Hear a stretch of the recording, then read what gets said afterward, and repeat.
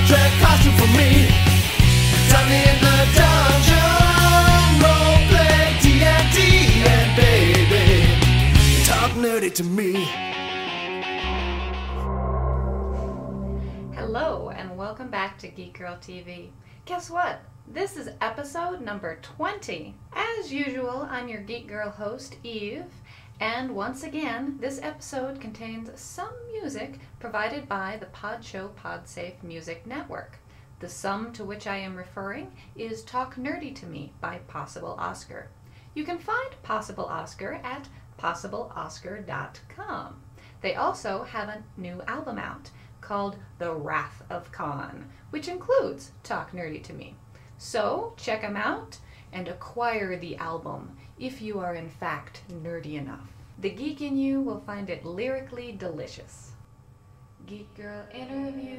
I'm really excited about this next interview, but I'm a little embarrassed how old it is. I took this footage last Halloween weekend. Wow. But I didn't get around to using it because I have so much to say each episode. I don't usually have time for an interview. The interview is with my friend Steve Oatney, who is an artist and illustrator, like myself, and at the time he had just finished up doing the Lord of the Rings Masterpieces sketch cards, and he had a lot of his work on display to showing. As a geek and an artist, I thought it was pretty cool that he got to work on a project like that. But I'll let him tell you about it.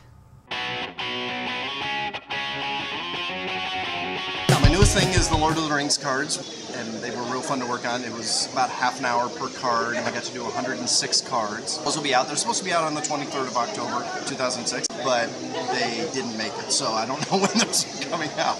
I haven't even seen the boxes hit the stores yet. Mine will be interspersed throughout different boxes. There's a list of artists that all did the same thing I did with Masterpieces sketch cards. So mine will be probably about one per box, but you don't know which boxes, so if you do a pairing, something like this, it'd be very, very hard to get both in the set.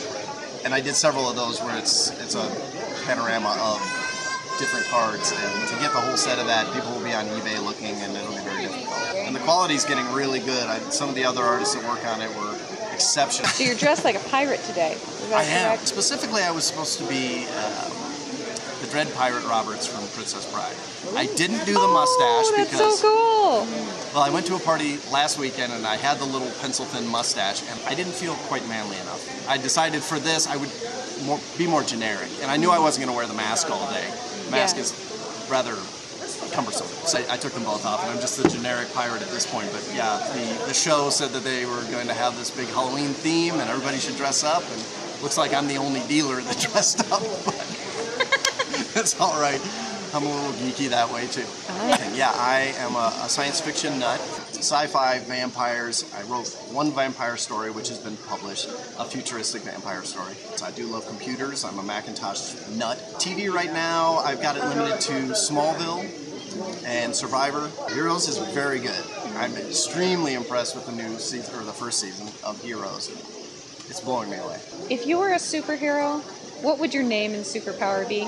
You know, that's a tricky question. And being the geek that I am, I'm not going to sit here and say I haven't thought about it. I would love to be like Superman. And I would even take the weakness of kryptonite, of course. I hope you enjoyed watching Steve Oatney talk nerdy to me. And by the way, the Lord of the Ring collectible trading cards are out already. You can get them in stores or on eBay and collect the little sets that you saw on camera. And as always, if you haven't already, let me know if you were a superhero, what would your name and power be? Send it to geekgirl@clevermedia.com. World of Warcraft. So my tip this week isn't so much of a tip, but a resource on how to find other tips.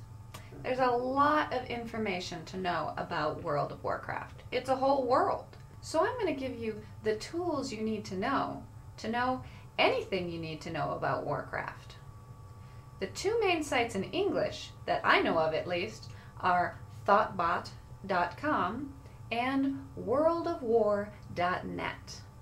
Also, my friend Carl told me of two other sites, and they're in German. So if you play World of Warcraft and you speak German, you might be interested in going to wow.ingame buffed.de or buffed.de.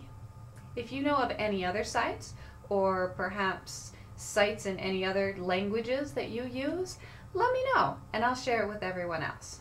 And as always, send me your Warcraft tips to geekgirl@clevermedia.com. But I'll tell you what, next week I think I'd really like to talk about macros.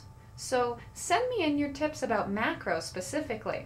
If you are like the macro master, or you just have tips on how to get started, because it can be pretty intimidating if you're a new player to really get into the hang of making macros and using them efficiently.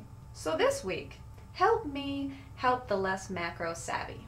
It's like community service. As always, send me your questions and your comments so I can make you a better show. And this week, maybe tell me what you think about the musical selection. Until next week, this is Geek Girl signing off.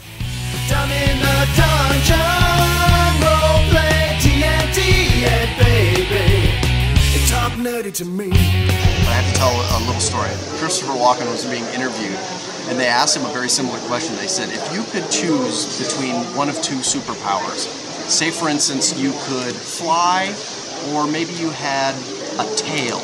And he goes, oh, a tail, of course. Why wouldn't you want a tail? That'd be great. I would kill the fly. I mean, who wouldn't like to fly?